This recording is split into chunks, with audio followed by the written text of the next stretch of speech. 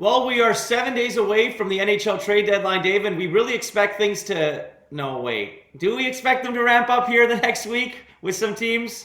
Please. Well, we hope. For the fans' sake, we hope too. Our coverage here on the fourth period brought to you by Betway. Dave, let's start in Toronto. We all know what the Maple Leafs. We all think we know what the Maple Leafs need, but what is their Yeah. priority heading into the deadline? Yeah, obviously goaltending is just a polarized subject for the Toronto Maple Leafs, especially after the last week, especially after the Heritage Classic. But my understanding is the priority is still the blue line. They still want to bring somebody in. Yeah, they're getting Jake Muzzin back relatively soon from his concussion issues. And obviously health and the head is number one priority for them. But it looks like he's coming back soon. But they still want to bring in somebody on that back end. They're still in the mix with Ben Sherratt, Mark Giordano. There are a couple guys in Anaheim and Lindholm and Josh Manson, although Manson still has Toronto on his no-trade list, and it doesn't sound like that's going to change. But Lindholm is a player that a lot of teams, including Toronto, have prioritized as number one on their wish list in terms of defensemen. If a team is going to cough up a first, a prospect, and another asset for Lindholm, that's going to get it done. Will it be the Leafs? Will it be another team? Obviously, we'll wait and see over these next few days. But the Ducks are still trying to make something happen. They've got a last-minute offer after their previous one to try to see if they can get Lindholm locked in.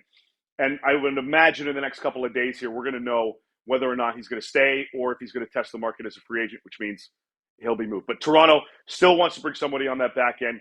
If something falls into their laps in their bottom six, forward core maybe, but still it's the blue line, and it may result in, at the end of the day, if they're not going to pay the price, like a Justin Braun type, that kind of comes in. But it's D, and then goalie and a depth forward are kind of next on the pecking order unless something dramatic happens and totally out of left field. I think they're going to stick with Jack Campbell once he's healthy and ready to roll.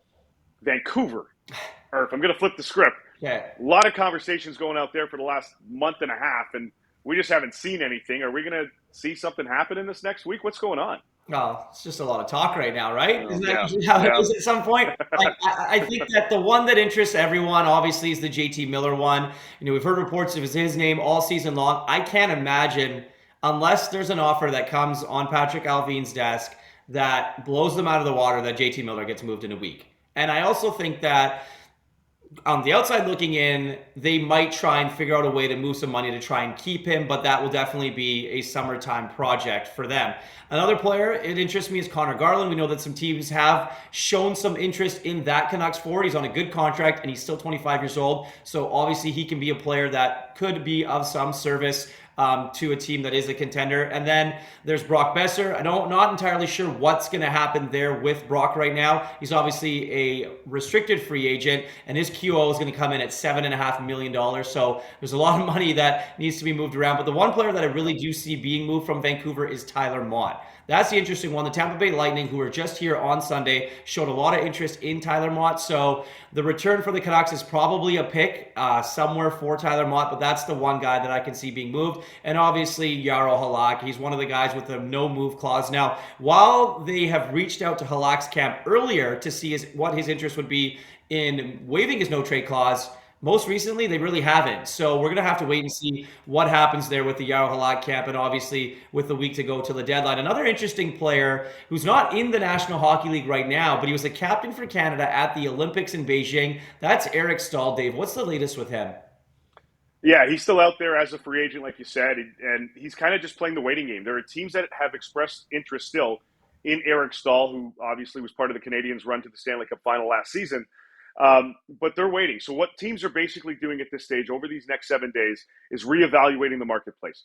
Can they get a fourth-line center that's affordable via trade, and are they willing to pay a price for it? Or do they say, you know what, we might just be better off signing Eric Staal, not giving up another asset for this player, and just having him for the stretch run and into the postseason? So that's kind of what's being evaluated right now. Still interest in Eric Staal.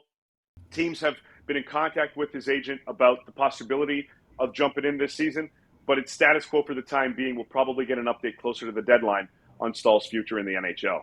Yeah, it's going to be a fun week. Don't get fooled by fake account season right now on Yeah. the internet, people. And as always, our coverage here on the fourth period brought to you by Betway. Head on over to thefourthperiod.com and check out our trade watch list.